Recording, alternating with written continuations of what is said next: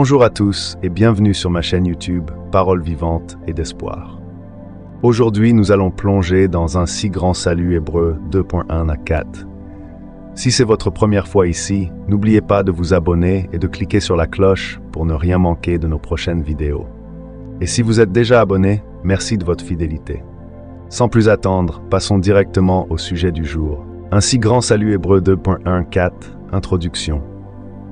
Selon Statistique Canada, même si les données datent de 10 ans, 90% des Québécois se déclarent chrétiens d'appartenance au christianisme. Plus de 6,5 millions. En voyant l'état de la société, nous sommes en droit de douter de la foi chrétienne de plusieurs. Qu'est-ce qui caractérise un vrai chrétien? Le chapitre 1 d'Hébreux démontre clairement que Jésus est en tout supérieur aux anges. Il est leur créateur, leur Dieu. Au verset 14, nous avons vu qu'il a envoyé les anges pour exercer un ministère en faveur des hommes. Pas n'importe quels hommes, ceux qui doivent hériter du salut. L'auteur ouvre alors une courte parenthèse dans sa présentation de Jésus pour parler de ce salut. Hébreux 2.1.4. C'est ici le premier avertissement de l'épître. Ne négligez pas un si grand salut. 3 raisons sont données. Parce que la parole qui nous a été transmise est certaine d'eux.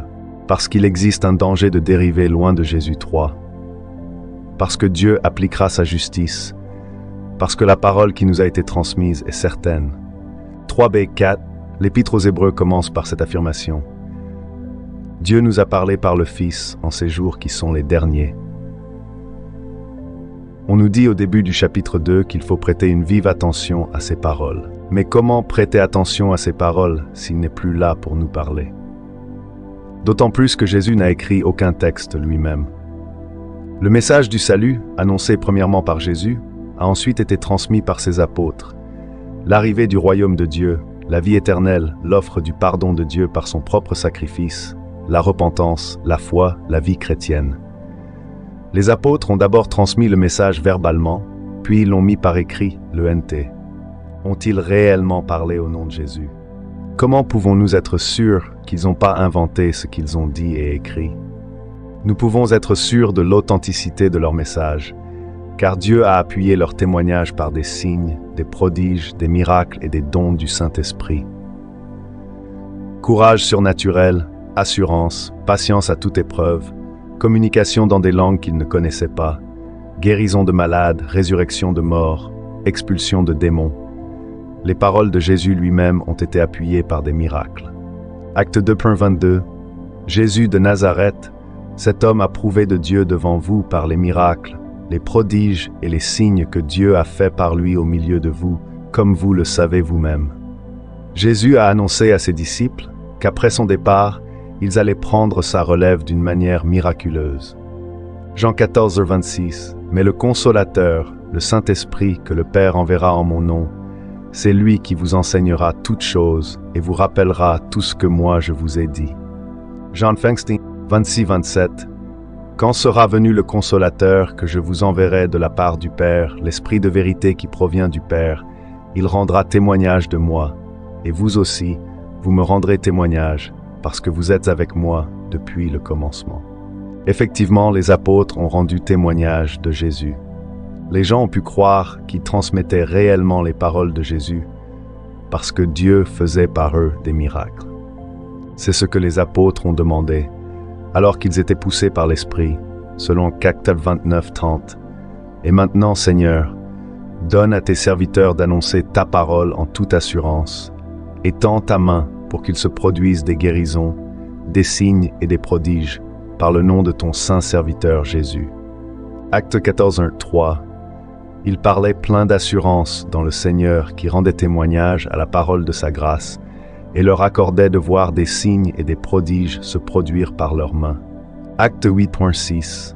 Les foules d'un commun accord s'attachaient à ce que disait Philippe en apprenant et voyant les miracles qu'il faisait. 2 Corinthians 12.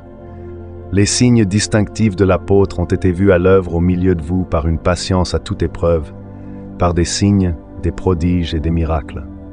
Les miracles répertoriés dans le Nouveau Testament ont tous eu pour but de démontrer la puissance de Dieu et d'attester l'authenticité du message de Jésus et de ses apôtres.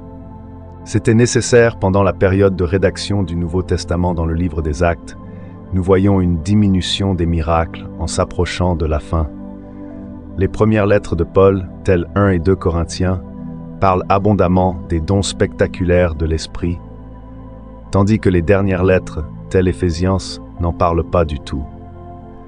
Cette période de rédaction du NT étant terminée, les chrétiens sont invités à fonder leur foi sur les miracles déjà accomplis par les apôtres, comme ici dans Hébreux 2. 4. Le Saint-Esprit utilise les récits de la Bible pour nous convaincre. Dieu agit encore miraculeusement, mais c'est habituellement derrière les événements, cachés dans l'ombre. Seuls ceux qui ont la foi le voient agir. Dieu donne encore ponctuellement des signes pour amener des gens à la foi, vision, protection, guérison. Mais le nouveau chrétien est ensuite conduit à fonder sa foi sur la Bible. Dieu répond encore de manière miraculeuse aux requêtes de l'Église. Mais ce n'est jamais à la manière des apôtres. La même chose peut être observée dans l'Ancien Testament. La période où Dieu a donné sa loi par l'intermédiaire de Moïse est remplie de miracles. 10 plaies d'Égypte, traversées de la mer Rouge, colonne de nuée le jour et colonne de feu la nuit.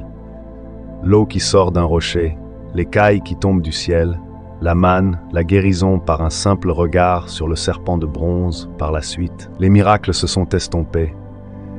Les Israélites étaient régulièrement invités à fonder leur foi sur les miracles de Dieu. Déjà accomplis parfois, Dieu attestait l'autorité d'un prophète par des miracles, puisqu'il y a eu plusieurs prophètes tout au long de la rédaction de l'AT sur plusieurs siècles. Souvent Dieu a délivré miraculeusement son peuple d'une armée ennemie. Mais seuls ceux qui avaient la foi voyaient la main de Dieu derrière ces événements. Faites attention au désir de renforcer sa foi en recherchant des expériences surnaturelles. Fortifiez plutôt votre foi par la lecture de la Bible, Romains 10, 17. Ainsi la foi vient de ce qu'on entend, et ce qu'on entend vient de la parole du Christ. Donc, la première raison pour ne pas négliger la parole de Jésus est que sa parole est certaine, même si elle n'est pas écrite de sa propre main. Il existe un danger de dériver loin de Jésus. La deuxième raison pour ne pas négliger la parole de Jésus, c'est qu'il y a un danger d'être emporté loin de Jésus. Ce danger est réel. L'image utilisée est celle d'un bateau qui est arrivé au port. S'il est amarré, attaché, il ne court aucun danger. Mais s'il n'est pas amarré, même s'il est au port, il va dériver par le vent et le courant et va éventuellement s'écraser sur les rochers. Le résultat, c'est la destruction. Le Nouveau Testament enseigne clairement qu'il n'est pas possible de perdre le salut, puisque ceux qui sont sauvés le sont dès maintenant et pour l'éternité. Jean 5,20 En vérité, je vous le dis, celui qui écoute ma parole et qui croit à celui qui m'a envoyé, a la vie éternelle et ne vient pas en jugement, mais il est passé de la mort à la vie. Jean 10, 27, 29 Mes brebis entendent ma voix. Moi je les connais, et elles me suivent. Leur donne la vie éternelle. Elles ne périront jamais, et personne ne les arrachera de ma main. Mon Père qui me les a donnés est plus grand que tous, et personne ne peut les arracher de la main du Père. Éphésiens 1, 13, 14 En lui, vous aussi, après avoir entendu la parole de la vérité, l'évangile de votre salut, en lui, vous avez cru, et vous avez été scellés du Saint-Esprit qui avait été promis, et qui constitue le gage de notre héritage, en vue de la rédemption de ceux que Dieu s'est acquis pour célébrer sa gloire. Hébreux 10, 14 Car par une seule offrande, il a rendu parfait à perpétuité ceux qu'ils ont sanctifiés. Romains 8, 1 Il n'y a donc maintenant aucune condamnation pour ceux qui sont en Christ Jésus. Mais d'une perspective humaine, de notre point de vue, nous voyons parfois des chrétiens qui abandonnent la foi. Nous ne pouvons pas voir la sincérité dans leur cœur. Nous ne pouvons pas voir si le sceau du Saint-Esprit a été apposé sur eux. Nous ne pouvons pas voir si leurs noms sont inscrits dans le livre de vie. Nous pouvons voir ceux qui sont venus à Jésus, mais c'est seulement avec le temps que nous pouvons voir ceux qui se sont réellement attachés à Jésus. Illustration, le faux buveur de café. Ceux qui ont été conduits à Jésus ne sont pas tous attachés à Jésus. Êtes-vous sûr d'être réellement attaché à Jésus? Sincèrement, croyez-vous qu'il a fait tous ces miracles? Qu'il a marché sur l'eau, calmé la tempête, multiplié des pains, guéri des foules de malades, paralytiques, aveugles, chassé des démons? Croyez-vous sincèrement qu'il est ressuscité? Croyez-vous sincèrement que Jésus est plus qu'un prophète, qu'il est le Fils de Dieu? Si vous n'êtes pas sûr que tout cela est vrai, comment pouvez-vous croire que son message est vrai? C'est aussi une invitation pour ceux qui sont amarrés au port à resserrer leurs nœuds. Qu'est-ce qui peut nous faire dériver? Les plaisirs du monde, les philosophies, les valeurs du monde, l'argent, le prestige. Donc, si on ne doit pas négliger la parole de Jésus, c'est premièrement parce qu'on peut être sûr que sa parole est vraie, et deuxièmement pour ne pas partir à la dérive. Dieu appliquera sa justice. La troisième raison pour ne pas négliger la parole de Jésus, c'est qu'elle présente la seule manière d'obtenir le salut et d'éviter le jugement sévère de Dieu.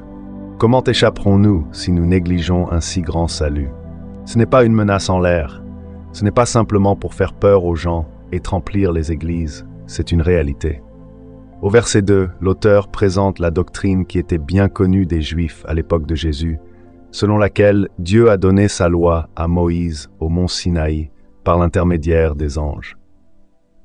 Même si ce n'est pas évident dans l'Ancien Testament, il y a quelques indications. Deutéronome 33, 2. L'Éternel est venu du Sinaï, il s'est levé sur eux de Séhir, il a resplendi de la montagne de Paran, et il est sorti du milieu des saintes myriades, il leur a de sa droite envoyé le feu de la loi. Psaume 68, 18. Les chars de l'Éternel se comptent par 20 000, par milliers et par milliers. Le Seigneur est au milieu d'eux, le Sinaï est dans le lieu saint. Le Nouveau Testament présente cela plus clairement. Acte 7, 38. C'est lui, Moïse, qui dans l'assemblée au désert était avec l'ange qui lui parlait sur le mont Sinaï. Et avec nos pères, il reçut de vivants oracles pour vous les donner. Acte 7, 53. Vous qui avez reçu la loi sur l'ordre des anges et qui ne l'avez pas gardée. Galates 3, 19. Pourquoi donc la loi? Elle a été donnée ensuite à cause des transgressions, jusqu'à ce que vienne la descendance à qui la promesse avait été faite. Elle a été promulguée par des anges au moyen d'un médiateur. L'offre de salut pour Israël était une libération de l'esclavage pour habiter dans une terre bénie. Pour suivre Dieu, ils devaient avoir la foi que ce Dieu était bon et qu'il allait les protéger par la foi, par amour pour ce Dieu. Ils devaient accepter de suivre sa volonté, sa loi. Toute désobéissance, toute infraction avait son salaire. Nous pouvons voir que ce n'était pas des menaces en l'air. Pendant les 40 ans dans le désert, à chaque désobéissance, Dieu a exercé son jugement et appliqué sa sentence. Arrivés aux portes de la terre promise, ils n'ont pas eu confiance en Dieu et ils ont rejeté son salut. Toute cette génération est morte dans le désert, sauf Josué et Caleb. Dans tout l'Ancien Testament, nous voyons que Dieu a appliqué sa justice. L'argument ici, c'est que si le message donné par l'intermédiaire des anges a été parfaitement honoré par Dieu, comment pourrions-nous douter du message donné par l'intermédiaire de son Fils Jésus? Nous avons vu au chapitre 1 combien Jésus est supérieur aux anges, le salut qu'il nous offre aussi est supérieur. En quoi est-ce un si grand salut? Premièrement, parce que la perdition est très grande, la mort éternelle, éternellement coupée de Dieu, coupée de tout plaisir, toute jouissance, toute paix, toute joie, remplie de souffrance et de remords. Deuxièmement, parce que ce qui est promis est très grand, ce n'est pas terrestre et temporaire, mais céleste et durable, un bonheur extrême, absolu, plus aucune souffrance, éternellement dans la présence du Créateur qui nous aime. Et troisièmement, parce qu'il est le seul salut possible. La grâce de Dieu, son pardon accordé avec une seule forme de paiement possible, le sacrifice de Jésus son Fils, toute autre forme de paiement sera refusée. Même si 90% des gens se disent chrétiens, nous devons conclure que peu le sont réellement. Ce qui caractérise le vrai chrétien, c'est qu'il ne néglige pas le grand salut annoncé par Jésus. Il prête attention à la Bible, parce qu'il sait quelle est la parole de Dieu. Il est attaché à Jésus comme son sauveur, pour ne pas dériver. Il sait qu'au dernier jour, Dieu exercera son jugement, et il compte sur sa grâce pour y échapper. Veux-tu être un vrai chrétien? Veux-tu être sauvé? Et voilà, c'est tout pour aujourd'hui. J'espère que cette vidéo sur un si grand salut Hébreux 2.14 vous a plu et que vous avez appris quelque chose de nouveau. N'hésitez pas à laisser un commentaire ci-dessous pour partager vos pensées et poser vos questions. J'adore lire vos retours. Si ce n'est pas déjà fait, pensez à like la vidéo et à vous abonner pour ne pas rater les prochains contenus. Merci d'avoir regardé et à très bientôt pour une nouvelle vidéo.